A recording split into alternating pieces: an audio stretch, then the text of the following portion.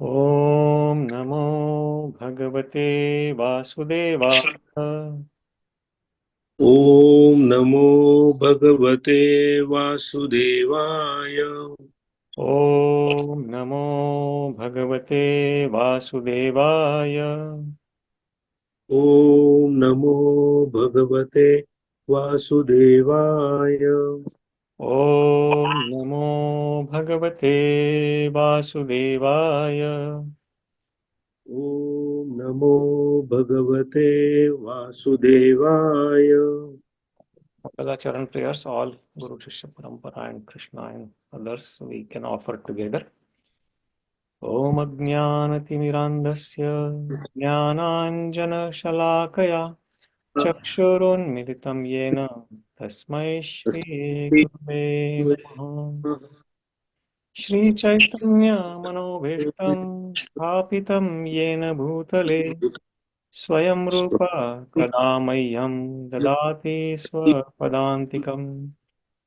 वन्देऽहं श्रीगुरो श्रीयुतपदकमलं श्रीगुरुन् वैष्णवांश्च श्री श्रीरूपं साग्रजातं सहगण रघुनाथान्वितं तं सजीवं साद्वैतं सावधूतं परिजनसहितं कृष्णचैतन्यदेवं श्रीराधा कृष्णपादान् सहगण ललिता श्रीविशाखान्वितांश्च। हे कृष्ण करुणा सिन्धु दीनबन्धो जगत्पते गोपेश गोपिका कान्त राधा कान्त नमोऽस्तु ते। तप्त काञ्चन गौराङ्गे राधे वृन्दावनेश्वरी वृषभानुसुते देवी प्रणमामि हरिप्रिये। वाञ्छाकल्पतरुभ्यश्च कृपा सिन्धुभ्य एव च पतिता पतितानां पावनेभ्यो वैष्णवेभ्यो नमो नमः। नमो विष्णुपादाय कृष्णप्रेष्ठाय भूतले श्रीमते भक्तिवेदान्त स्वामिनिति नामिने। नमस्ते नमस्ते सरस्वती देवे गौरवाणी प्रचारिणे निर्विशेष शून्यवादी पाश्चात्य देश तारिणे। जय श्री कृष्ण चैतन्य प्रभु नित्यानंद श्री अद्वैत गदाधर श्री श्रीवासादि गौर भक्त वृंद। हरे कृष्णा कृष्णा कृष्णा हरे हरे हरे हरे राम हरे राम हरे राम राम हरे हरे। हरे हरे। श्री कृष्ण भगवान की जय, श्री प्रभुपाद की जय, श्री चैतन्य महाप्रभु की जय। Hare Krishna Rajesh Parve Prabhu, welcome back.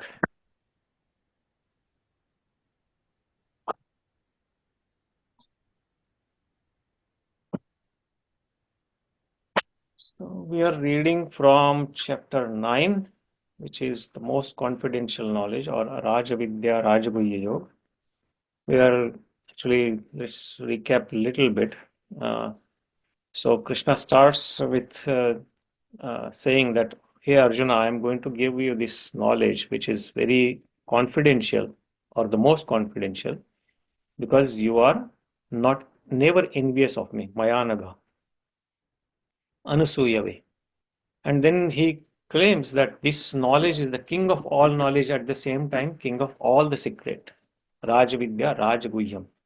And it can be perceived, it can be experienced personally, direct with direct perception. And it is also joyfully performed. Susukham kartum avyayam. And then he said that Ashraddha Purusha Dharmasyasya Parantapa Aprapya Mam Nivartante Mrityu Samsara Vatmani. One who does not have faith, Ashraddha, in this knowledge, he comes back to this material world again, and he does not come to me. Aprapya Mam Nivartante Mrityu Samsara Vatmani. And then we learn about some Aishwarya of Krishna, how he is maintaining and sustaining everything. He's all pervading, but at the same time, he says that he is not the part of this creation because he is the creator himself. He is outside it also, even though he enters by his energy in this material creation, but he's not the part of this creation. And then he gives some examples. Understand that as the mighty wind, even though blowing everywhere, always rests in the sky. In the same manner, everything rests in him. And then this whole cosmic order is under his control. And then last week, ultimately, he says that the nature, this Prakriti, is working under my direction. Maya dhikshena Prakriti suyate characharam. So the Prakriti, what we see, everything happening around us, all the creation and everything, this whole universe working, and not only one universe, there are unlimited universes like us. They are working under Krishna's direction. So this nature is not independent. There is nothing that happens is automatic or just by chance. As the modern scientists claim that this whole thing came into existence just by chance, but Krishna says that I am actually creating and annihilating this again and again and again. So this has been going on in cyclical phases again and again. And this nature is working under my direction, maya dhikshena. And everything, all the chara and achara, the living entities are also created and annihilated by me again and again. And then today we are going to read the 11th verse, which is Prabhupada quotes many times, and which is a very important verse actually from Bhagavad Gita perspective. Uh, because here he says that even people who study, who are maybe they may be scholars of Sanskrit and they may study Bhagavad Gita, but the real purport of Bhagavad Gita they don't understand. They deny the existence of Lord Sri Krishna as the supreme God or Bhagavan, where, whereas in all the pages, wherever Krishna is speaking, Vyasdev very explicitly writes that Sri Bhagavan Uvacha. He doesn't say that Krishna Uvacha, just like he said Dhritarashtra Uvacha, Sanjay Uvacha, Arjuna Uvacha. But he doesn't say Krishna Uvacha. He says Bhagavan Uvacha, Sri Bhagavan Uvacha. And even from the other sources, other literatures, or even in the Bhagavad Gita, Krishna himself says, we read in the 7th chapter, Matta Parataram na anyat kinchidasti dhananjaya, that there is no superior truth than me, and everybody is inferior to me, be it any devata or any god that you can think of. Krishna is the supreme personality of Godhead. And even that is supported in other Vedic literatures also in the Upanishads or Brahma Samhita when Brahmaji offer prayers or even in Srimad Bhagavatam. So there are many places the descriptions given about the who is the supreme God. So it is mentioned that Krishna is Krishnastu Bhagavan Swayam or Ishvara Parama Krishna. But the scholars who write commentary on the Bhagavad Gita, they write considering Krishna as just an ordinary historic person. And this verse, Krishna says, talks about them. And that's what we are going to read, what he says about them. So let's recite the verse. Avajānanti māṁ mūḍhā avajānanti māṁ mūḍhā mānuṣīṁ tanum āśritam mānuṣīṁ tanum āśritam paraṁ bhāvam ajānanto paraṁ paraṁ bhāvam ajānanto mama bhūta-maheśvaram mama bhūta-maheśvaram bhūta-maheśvaram avajānanti māṁ mūḍhā avajānanti māṁ mūḍhā mānuṣīṁ tanum āśritam mānuṣīṁ tanum āśritam āśritam paraṁ bhāvam ajānanto paraṁ paraṁ bhāvam bhāvam ajānanto mama bhūta-maheśvaram. mama mama bhūta-maheśvaram. We'll take a couple of recitations about starting with Gandhali Mataji.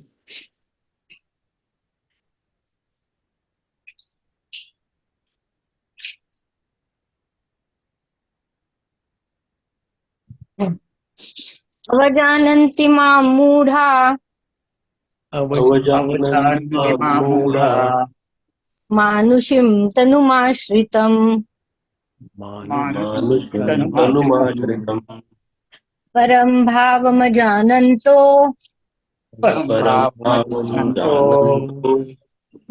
mama bhūta-maheśvaram. Mama mama bhūta-maheśvaram. Thank you. Sunil Prabhu, why don't you go?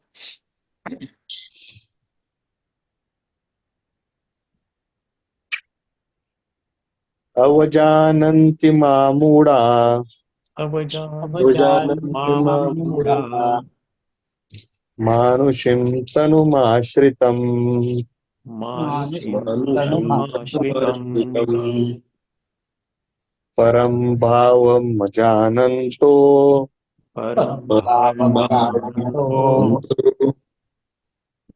mama bhūta-maheśvaram. Mama bhūta-maheśvaram. Thank you, Sunil Prabhu. So we'll do word for word meaning here. Avajānanti means deride, or somebody who blasphemes or show him down or something like that. Mam means me. Mūḍhā means foolish men. Actually, this word directly translates to rascal, foolish or rascal from Sanskrit. Mānuṣīṁ, in a human form, in my original human form. Tanum means a body. Āśritam means assuming. Paraṁ means transcendental or divya. Bhāvam means nature. Ajānantah means not knowing. Mama means my. Bhūta means of everything that be. And Mahāīśvaram or Maheshwaram means the supreme proprietor, supreme controller. Ishvara means controller, and Mahāīśvaram means supreme controller or supreme proprietor. Translation: fools deride me when I descend in the human form. They do not know my transcendental nature as the supreme Lord of all that be. So Krishna is claiming here, fools, avajānanti mūḍhā. Mūḍhā, the persons who are mūḍhā or fools, they deride me. They consider me as an ordinary person or historic person who had some extra powers, but he was ordinary like any other man. That's how they talk about Krishna. So fools deride me when I descend in this human form. So Krishna's different forms are actually given, but his original form is Shama Sundara Murlidhar. So this two-handed form is his original form. And then he further says that they do not know my transcendental nature. Param bhavam ajānanta. Param means supreme. Bhavam means my nature. Ajānanta. They do not know my param bhava, my supreme transcendental nature. As the supreme Lord of all that be. Mama bhūta-maheśvaram. All that living entities and everything that exists. I am the supreme controller. Mahāīśvaram. They do not know this. So let's read the purport. This is a little bit longer purport. So what we'll do is maybe we'll take turns, and so that most of us can read from to up to first three paragraphs. Okay. From the other explanations of the previous verses in this chapter, it is clear that the Supreme Personality of Godhead, although appearing like a human being, is not a common man. The personality of Godhead, who conducts the creation, maintenance, and annihilation of the complete cosmic manifestation, cannot be a human being. Yet there are many foolish men who consider Krishna to be merely a powerful man and nothing more. Actually, he is the original Supreme Personality. As is confirmed in the Brahma Samhita, he is the Supreme Lord. There are many Ishwaras. Ishwaras, controllers, and one appears greater than another. In the ordinary management of affairs in the material world, we find some official or director, and above him there is a secretary, and above him a minister, and above him a president. Each of them is a controller, but one is controlled by another. In the Brahma Samhita, it is said that Krishna is the supreme controller. There are many controllers, undoubtedly, both in the material and spiritual world. But Krishna is the supreme controller. Ishvara Ishvara Paramaha, Parama Krishna. Ishvara Paramaha Krishna. And his body is Saksid Ananda, Satchidananda. Sachidananda, non-material.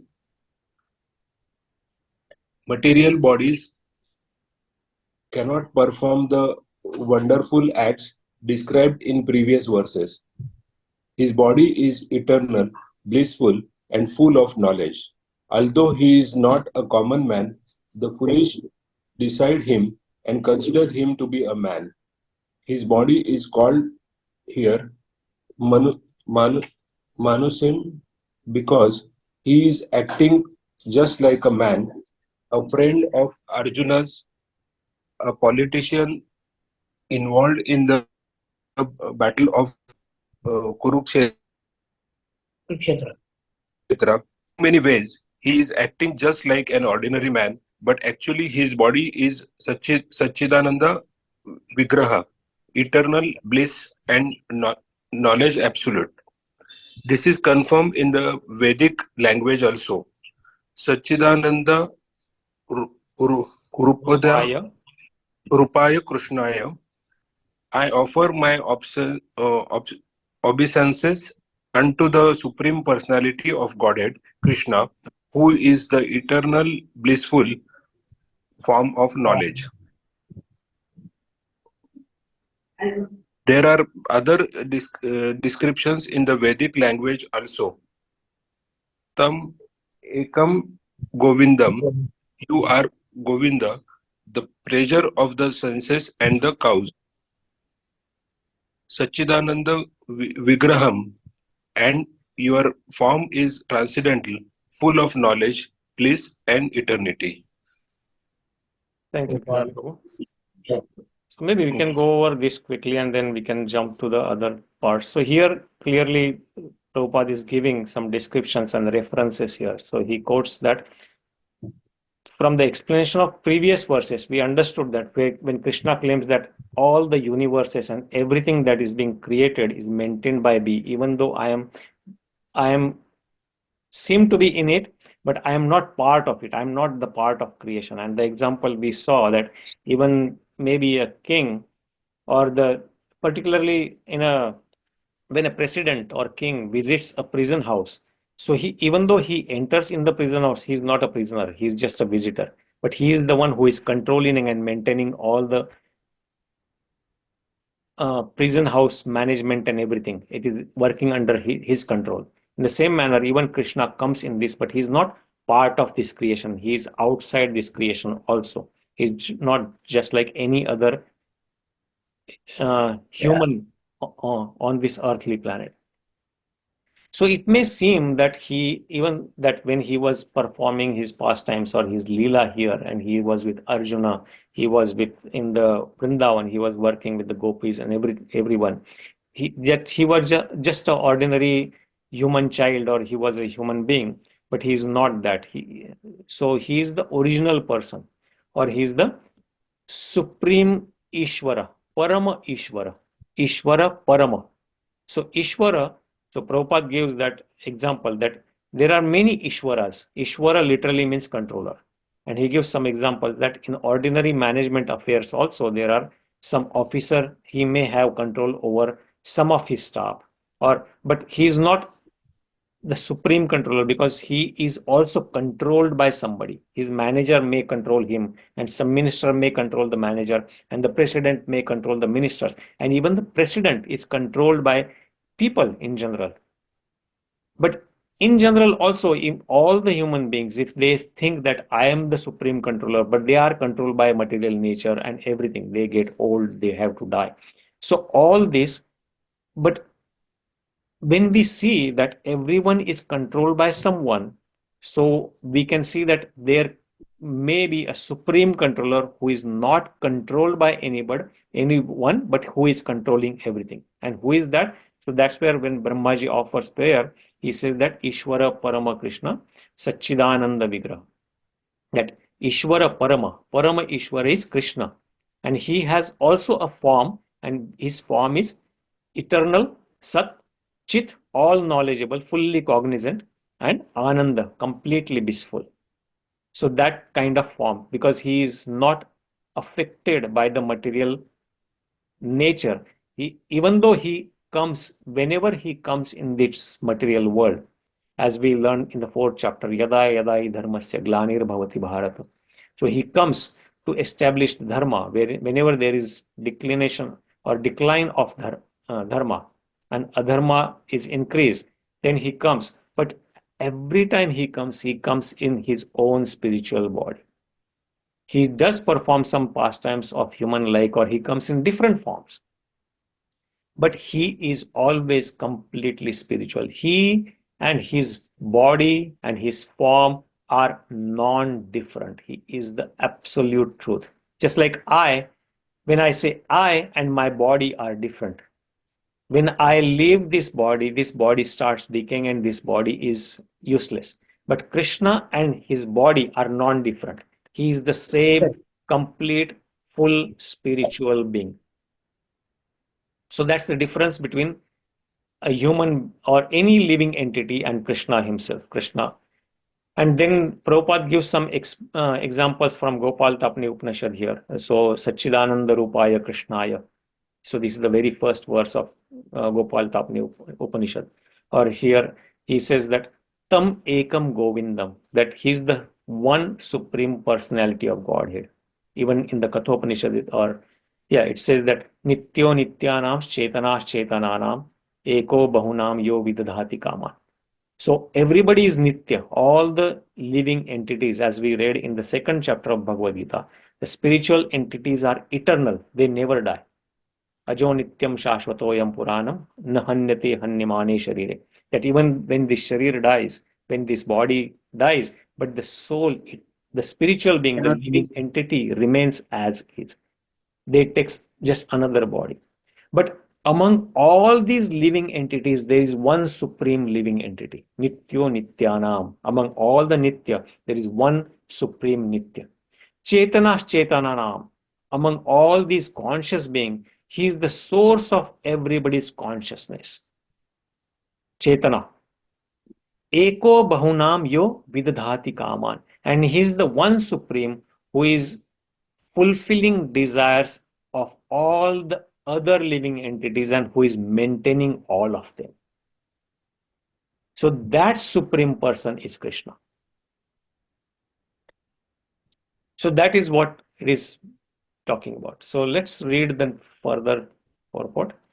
Rajesh Antaraman Prabhu, can you please read next couple of paragraphs? Yes.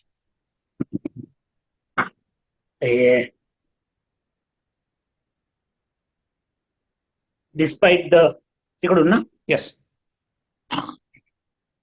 Despite the transcendental qualities of Lord Krishna's body, its full bliss and knowledge, there are many so-called scholars and commentators of Bhagavad-Gita who deride Krishna as an ordinary man. The scholar may be born an extraordinary man due to his previous good work, but this conception of Sri Krishna is due to a poor fund of knowledge. Therefore, he is called mūḍhā. For only foolish persons consider Krishna to be an ordinary human being. The foolish consider Krishna an ordinary human being because they do not know the confidential activities of the Supreme Lord and his different energies. They do not know that Krishna's body is a symbol of complete knowledge and bliss. He is the proprietor of everything that be, and that he can award liberation to anyone. Because they do not know that Krishna has so many transcendental qualifications, they deride. nor do they know that the appearance of the Supreme Personality of Godhead in this material world is a manifestation of his internal energy. He is the master of the material energy, as has been explained in several places. Mama Maya Duratyaya. He claims that the material energy, although very powerful, is under his control, and whoever surrenders unto him can get out of the control of this material energy. If a soul surrendered to Krishna can get out of the influence of material energy, then how can the Supreme Lord, who conducts the creation, maintenance, and annihilation of the whole cosmic nature, have a material body like us? Is this conception of Krishna complete foolishness?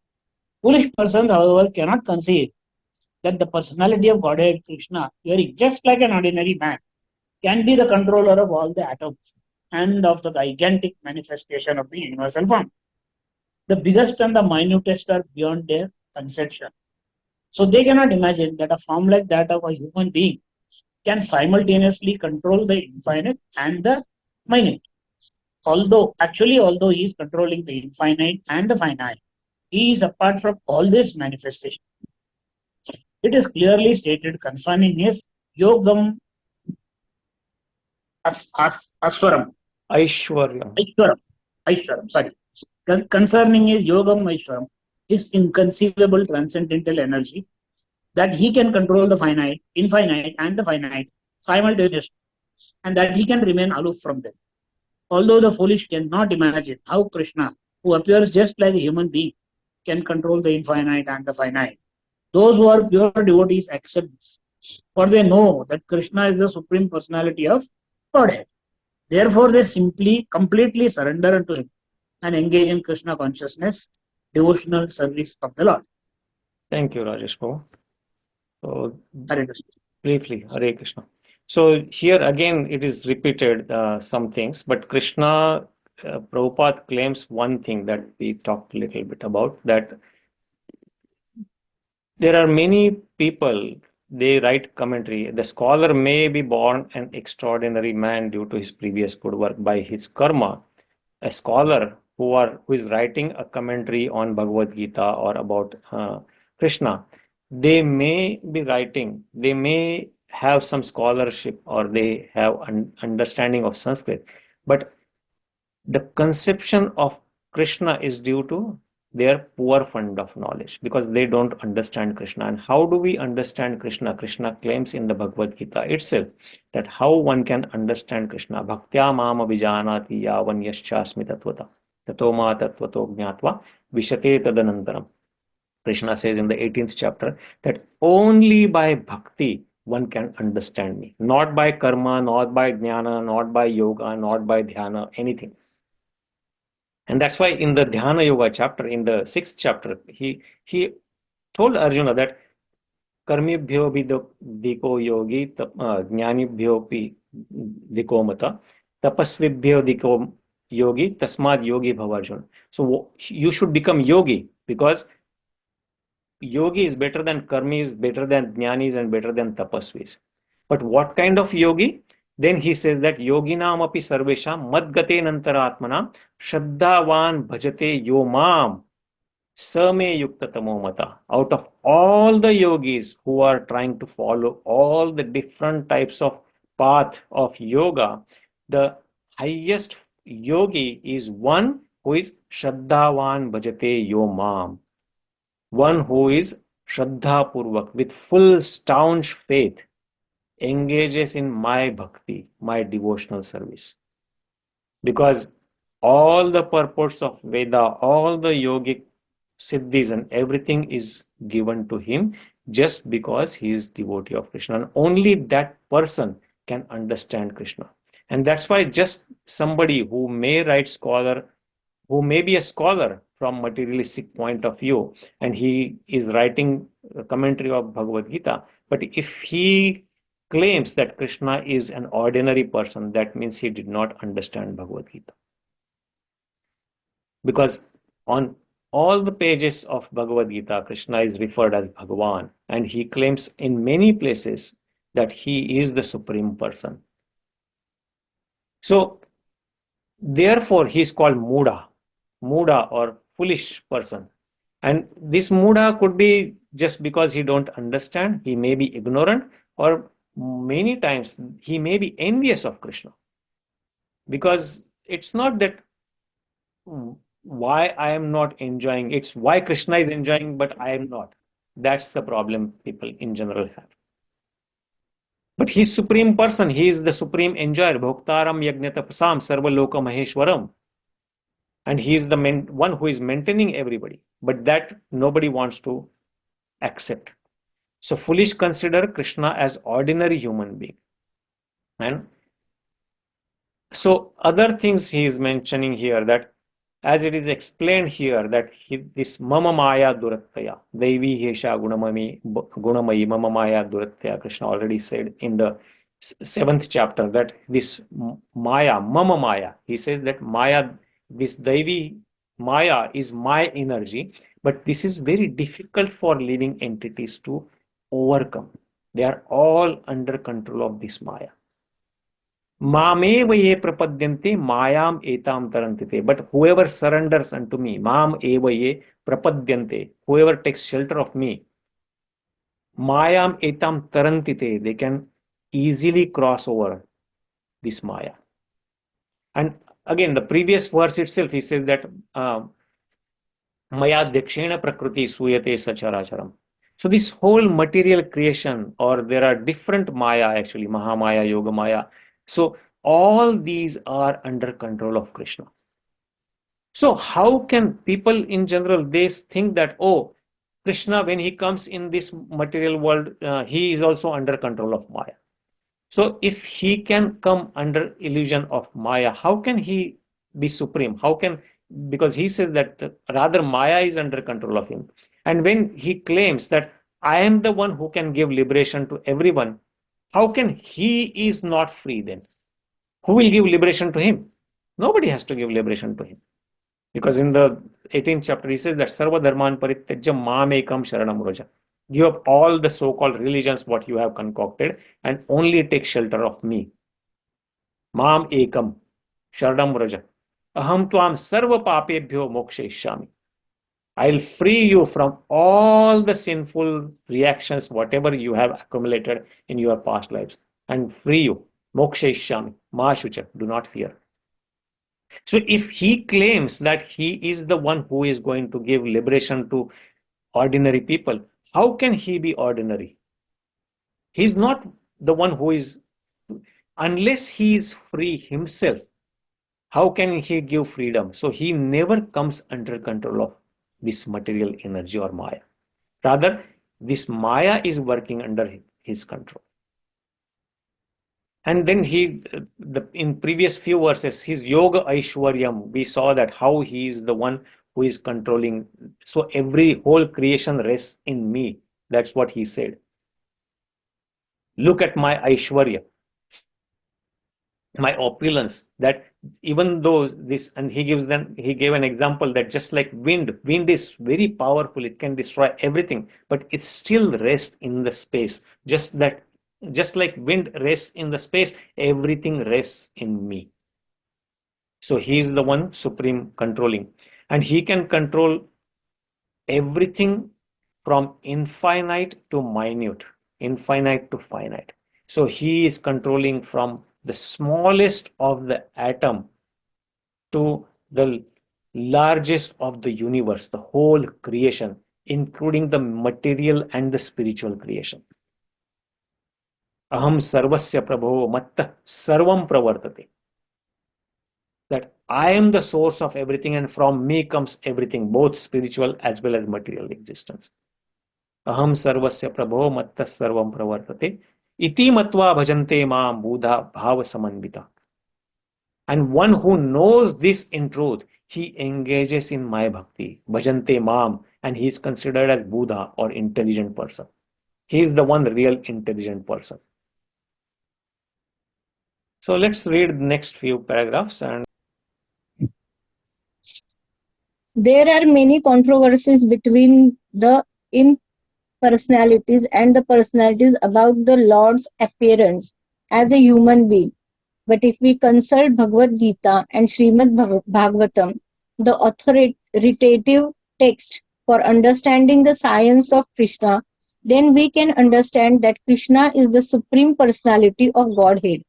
He is not an ordinary man, although he appeared on this earth as an ordinary human being. In the Srimad Bhagavatam, first canto, first chapter, when the sages heard by Shaunaka inquired about the activities of Krishna, they said, Krutvan kila karmani saharamena keshavaha atimartyani bhagavan buddhaha kapata manushaha.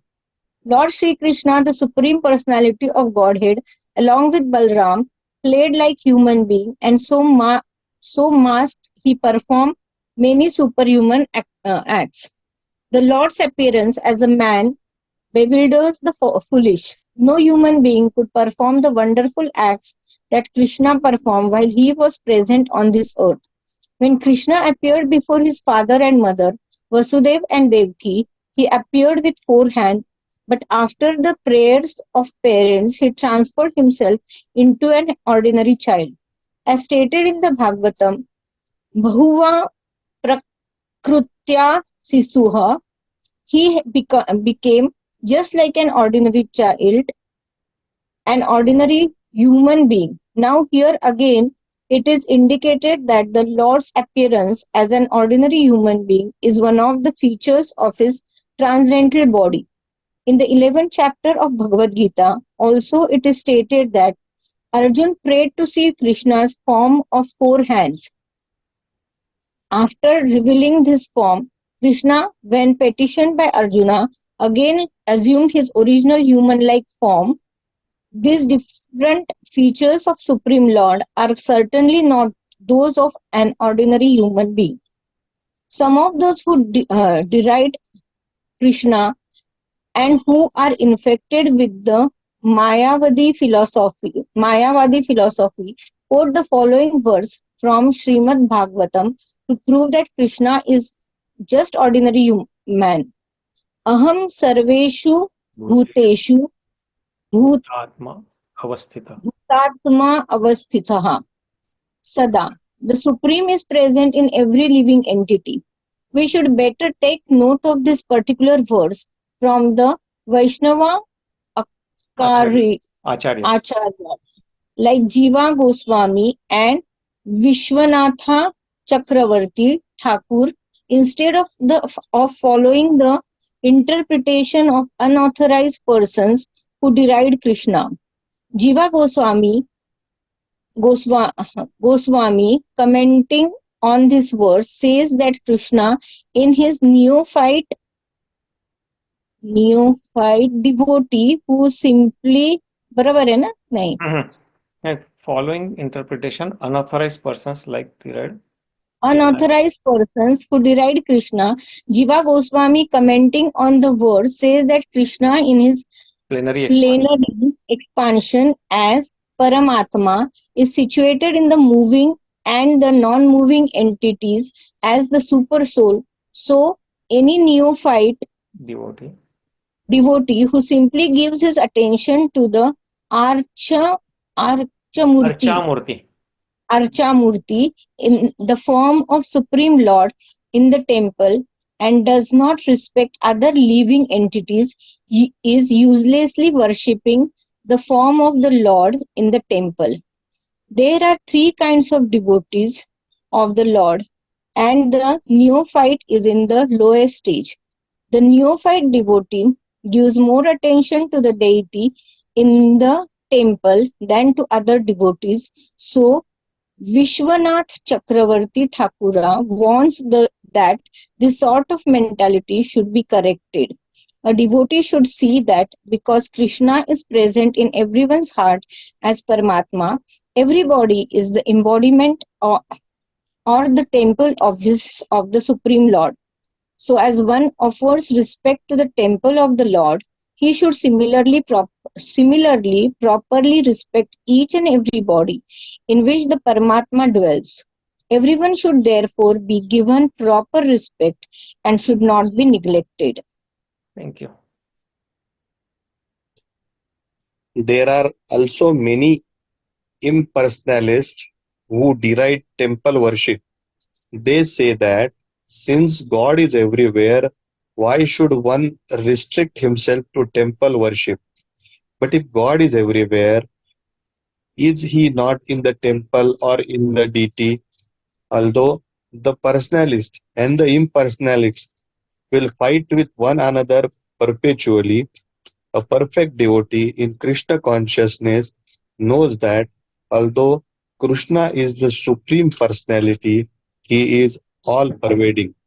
As confirmed in the Brahma Samhita, although his personal abode is Golok Vrindavan and he is always staying there, by his different manifestations of energy and by his plenary expansions, he is present everywhere in all parts of the material and spiritual creation. Thank you so much, Prabhuji and Mataji. So a lot of things covered here actually. So again, from here we read that Prabhupada is giving references from Srimad Bhagavatam that how Krishna appeared. So in the first canto of Srimad Bhagavatam, it said that Kritvan Kila Karmani Saharamena Keshava Atimartyani Bhagavan Grihad Kapata Manusha. So Lord Krishna, so he is the Supreme Personality of Godhead, Saharamena with Balram, Saharamena Keshava. So he came in Vrindavan, he did perform his Leela and pastimes with Balram and played like human child. And he performed some superhuman qualities, Gudhan, which are very good for or which cannot be conceived by our intelligence. There are so many pastimes we learn from different scriptures, like killing of Putana or lifting Govardhan hill or killing of Kaliya, and so many demons he killed when he was merely a young boy. Or actually, when he killed Putana, he was hardly, from material perspective, he was only few days old. And Putana, when he killed, when she died, she was like a 12-mile long giant demoness, giant Rakshasi. So all these superhuman activities which Krishna did, they are like Bala Leela for him. So he's not definitely an ordinary person. So this kind of persons bewilders the foolish people. They get confused, but they still do not accept that Krishna is the Supreme Lord. Again, the way he appeared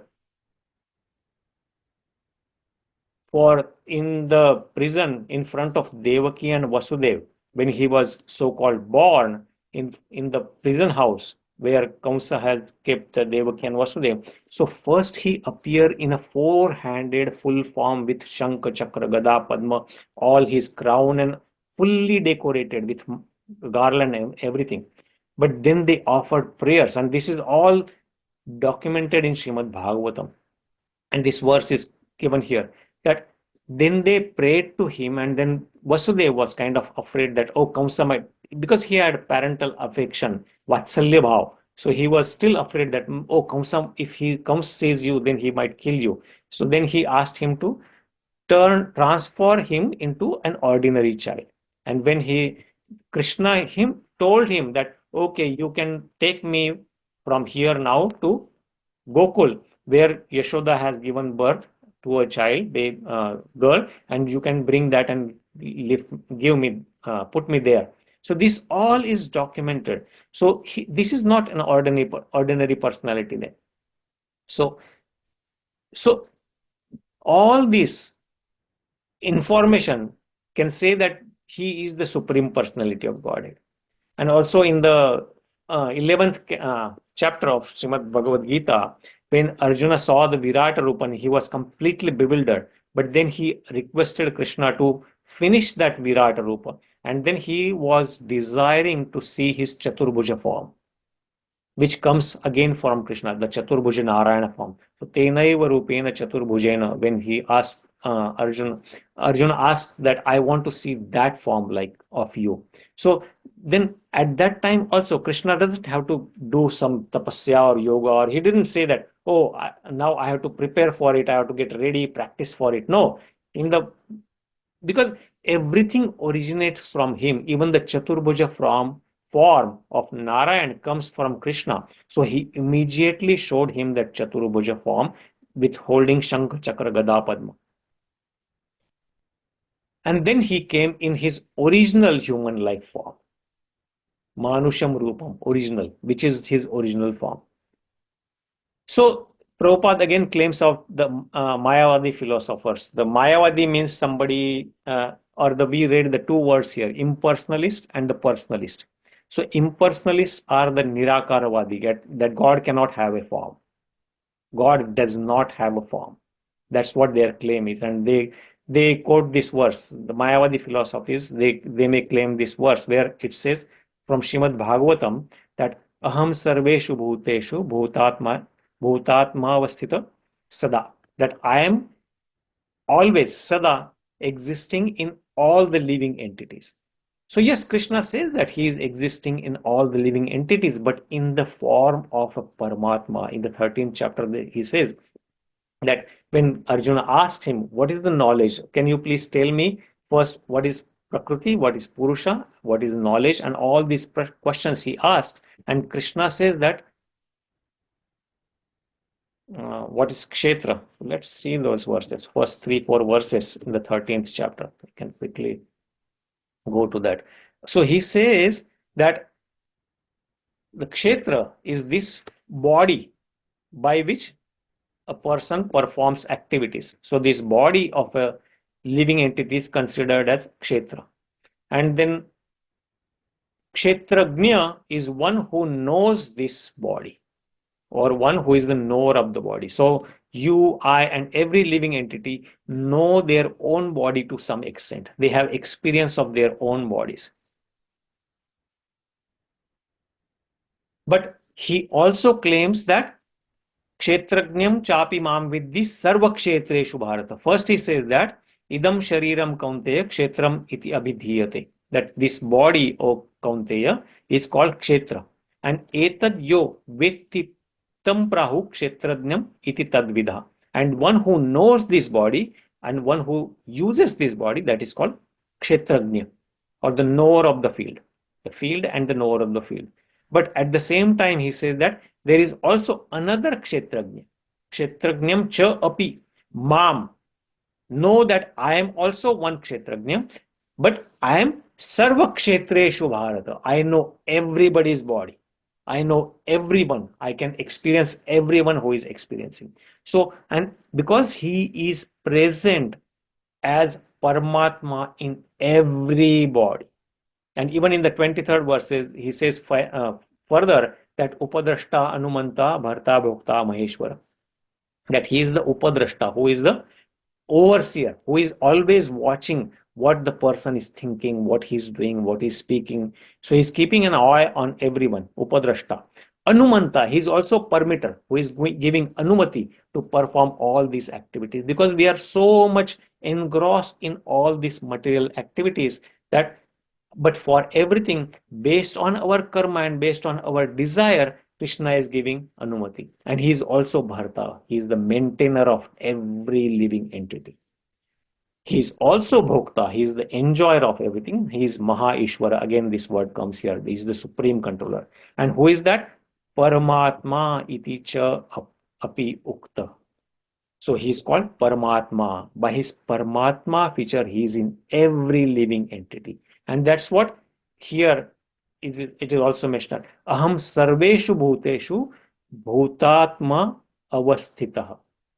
That I am living in all living entities as another Paramatma, Bhutatma, Sada, always. So this is where the Nirakarvadi, they say that, oh, God is in everyone, but he is God. So there is no other separate God. So I am God, you are God, everyone is God. So that's the claim that they make. And that's what Prabhupada is mentioning here. But as he mentions that we should learn from the Vaishnava Acharyas like Jiva Goswami, Vishwanath Chakravarti Thakur, or Sanatan Goswami, Rupa Goswami, and all the Vaishnava Acharyas, or Ramanujacharya, Nimbarka Swami from the other Sampradayas. They all give us this information that Krishna is Supreme Person. He is also a person. He is Bhagavan. And the ultimate understanding, how we can understand he is Bhagavan. Brahmeti, Paramatmeti, Bhagavan iti Shabdati. The initial feature one can understand only up to Brahman. He's the one who is Mayavadi. They can understand that this whole energy is Bhagavan, Krishna or God. That is true, but that is only one stage, first stage of understanding of God. And then he is also in everyone's heart as Paramatma. That is when Dhyana Yogi, then they meditate. How to meditate? That is also given in Bhagavatam. In BhagavadGita, Krishna says in the 6th chapter that one should meditate on me, who is as a Chaturbhuja Paramatma in everyone's heart. And how to meditate? Actually, there are specific chapters in Srimad Bhagavatam, full chapter, how one should meditate. What is the real meditation?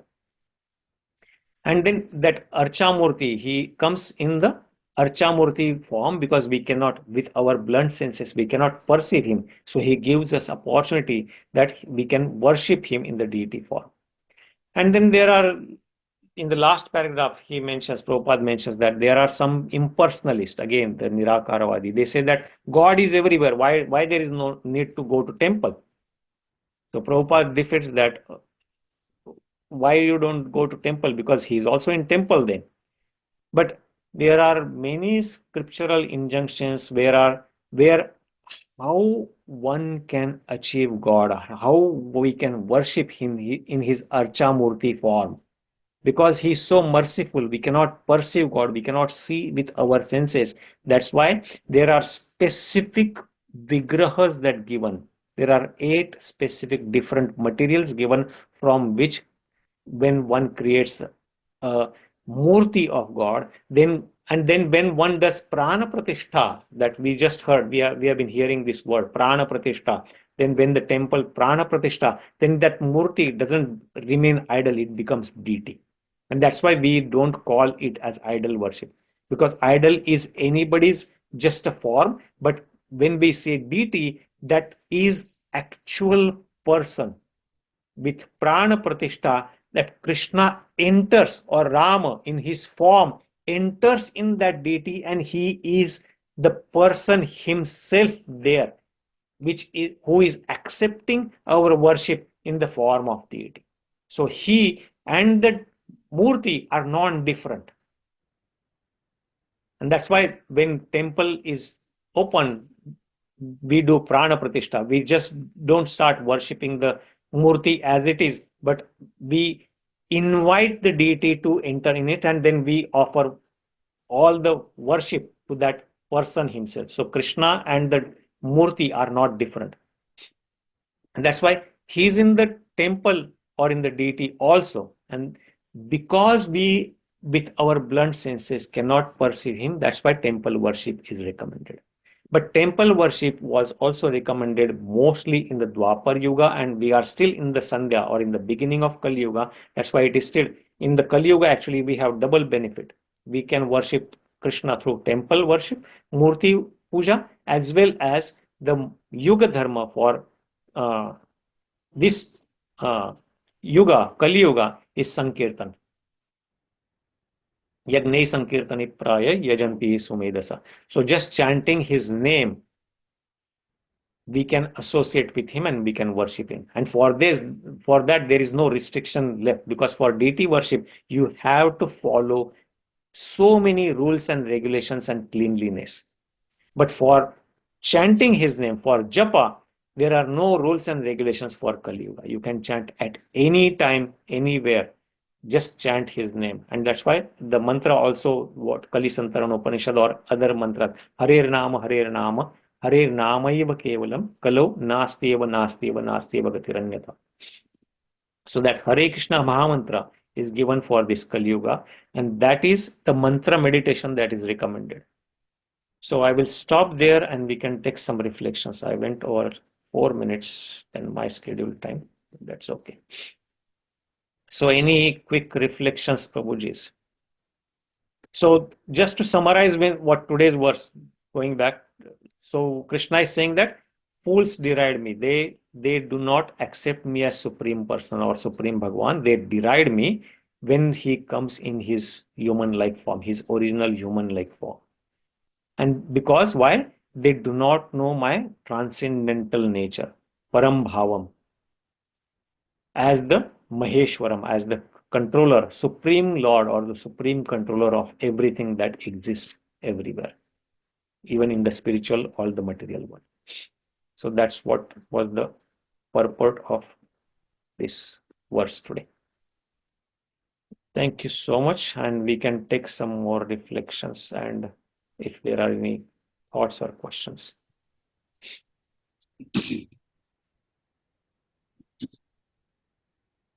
Yes, Prabhuji.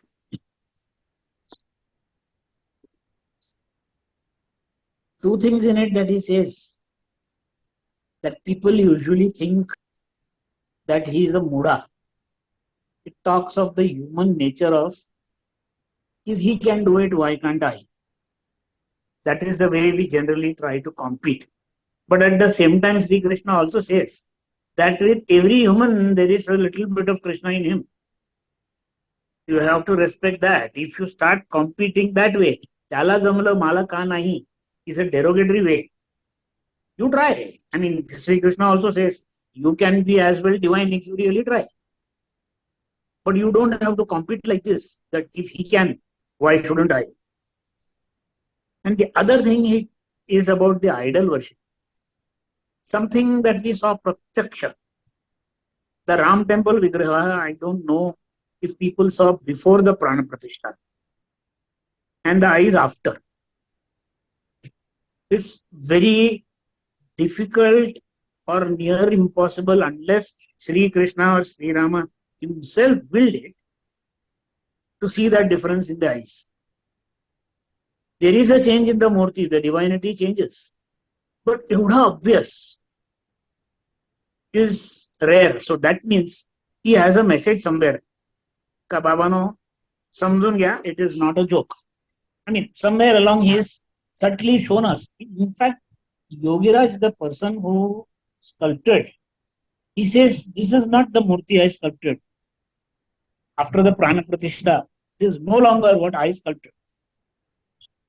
Which means there is a very, very strong message, however subtle it may sound, that temples are not just because, or idol worship is not just because somebody felt that there should be idols.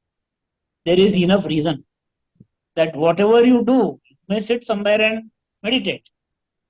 But eventually at the end of it all, you need something to concentrate on which you will base it so that you will go higher up. That message is very, very clear in this. And I am also relating it to this pratyaksha thing. Though it was a message given much earlier, now we have even seen the effect. It is really, something that is, how I would say, projected as like a forecast. It is as if he said it then and Lord is showing it today. Mm-hmm. It's really wonderful. Yeah, thank you for that. Yeah, and actually, it is unfortunate that we call it idol worship, but Prabhupada always called it, it is never an idol worship. Idol worship is something that derogatory word that is propounded by Britishers because they wanted to deride this whole thing. But it is deity worship. It is not a statue, it is a murti. So there is a difference between statue and murti. It is not putala. आपण म्हणतो ना पुतळा आणि मूर्तीमध्ये जो फरक आहे. So it is a statue only till the prana pratishtha. Yeah, it is. So, and actually, even if you carve that murti and as soon as you start worshipping it, then it is Krishna for you. Krishna gives you the opportunity for you to worship in that form. And in the 11th canto of Srimad Bhagavatam, when in the Uddhav Gita, he explains specifically what type of, how one should perform Murti Puja, and all those details are given, very beautifully given there. But thank you for sharing that. Yes. Thank you. Hare Krishna. Hare Krishna.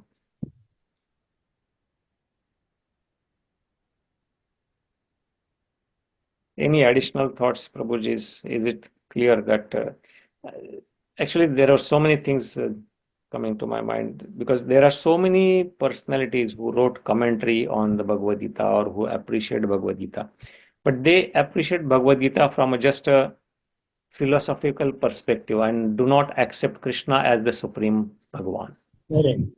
Yes, Sunil Prabhu.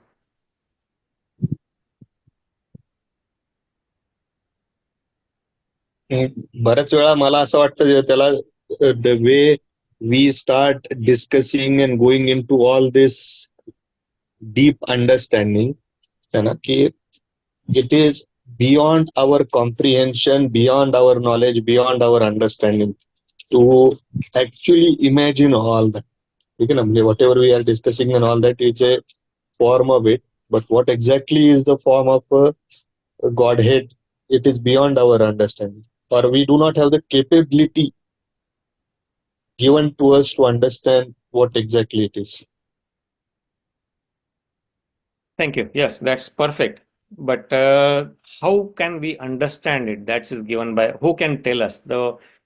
So if I want to know something about you, who can be the better person to tell me about you than you? So in the same manner, or somebody who knows, who is very close to you. So only Sunil can explain me more about who is Sunil, what is Sunil, or who is very close to Sunil, who knows Sunil very well and who is always working with him. In the same manner, Krishna himself is telling about himself in the Bhagavad Gita and many other scriptures.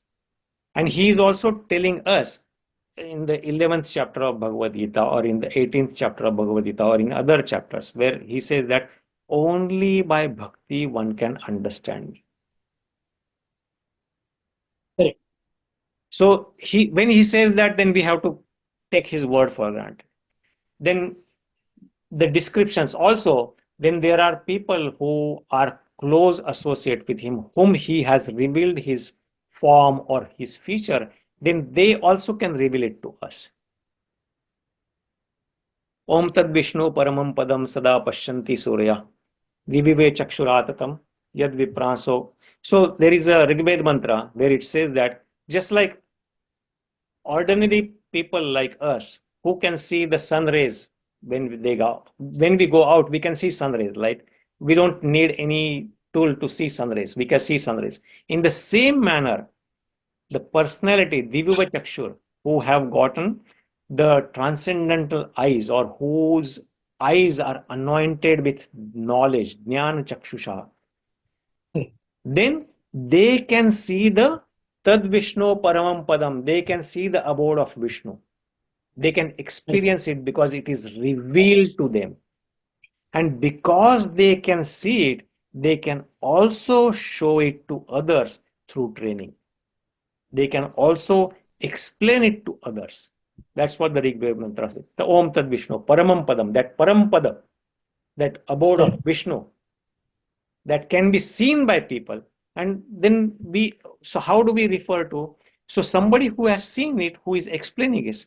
So Brahmaji in his Brahma Samhita, in his prayers, he is explaining all the descriptions. Yam Shama Sundaram Achintya Gunaswarupam. So the form of Krishna, what we see, it is not somebody concocted that he is holding a flute, his color is like Shama, he has a Barhavatam, he has a peacock feather on his head, and his beauty is like when it is combined with thousands and thousands of Cupid, Madana, because Madan is considered to be the most beautiful person. Then, but he is compared to Koti Kandarpa. So all these descriptions are there, and based on these descriptions, some murti are either carved, or there are murtis which appeared directly. There are many murtis or many deities in the Vrindavan. They are not carved like the murti what we just saw. What the prana pratishtha was done for Ramamurti. Correct. Or even, I think, if I am correct, even the murti of Krishna in Dwarkadish in the Panduranga in I think it is not correct. Pandharpur, that is not carved. That appeared. Yes. So he is the real person. He appeared. It's somebody got drishtanta or revelation that, oh, I am here. Please take me out and you can start worshipping me. So all this, again, as Sunil Prabhu rightly said, this is beyond our conception. But if we try to understand him by following the path he has given, yes, we can, by his mercy and by Guru's mercy, we can see this. Guru Krishna Kripaya Paya Bhakti Latadish. Yes. So we can, one day, if we become eligible by following this path and we purify ourselves, we become eligible to see Krishna as it is. Yes.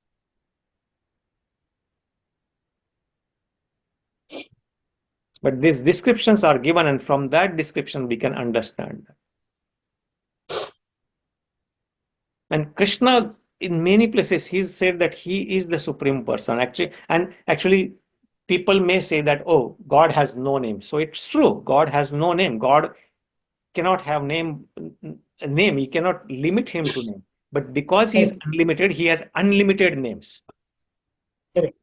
He has so many names that we cannot understand. His names are based on his pastimes, his activities, his qualities, everything. And we talked this, because he's son of Vasudeva, he is called Vasudeva. He is son of Devaki, he is called Devaki Nandan.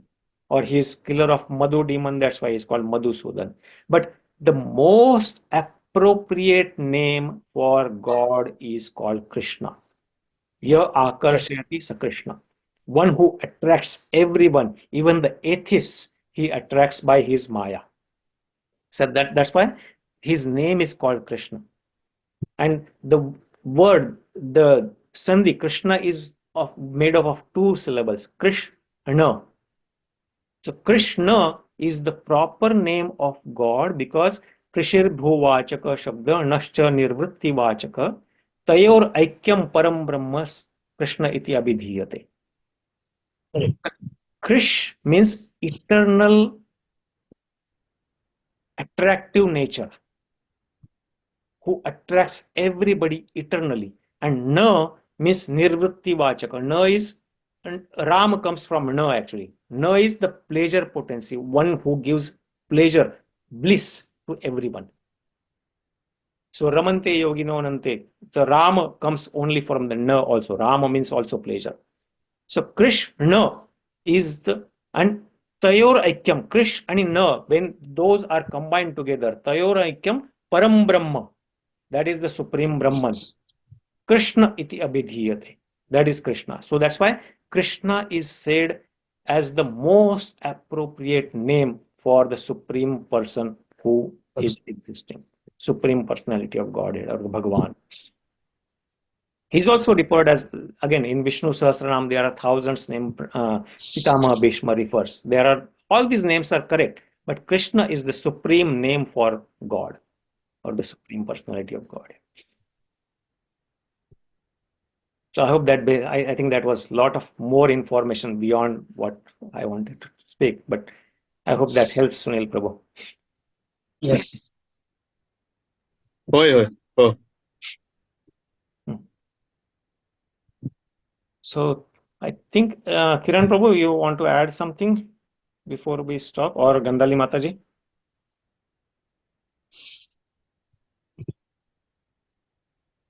No, Prabhuji, nothing different, but Naik.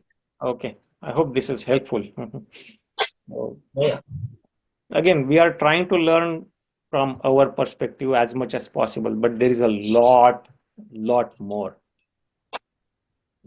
And the more we learn, the more we understand that it is a lot of information. And I think I shared this earlier also. When I started learning this first, I regretted why I started so late.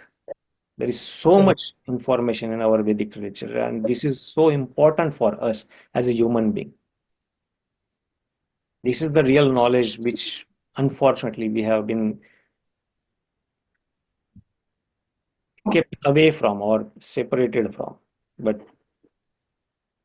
anyway, so I think we'll stop here and we'll continue next week with the next verses. Yes. So thank you very much. Hare Krishna, Hare Hare Krishna. Rama. Thank you, Prabhuji. Hare Krishna.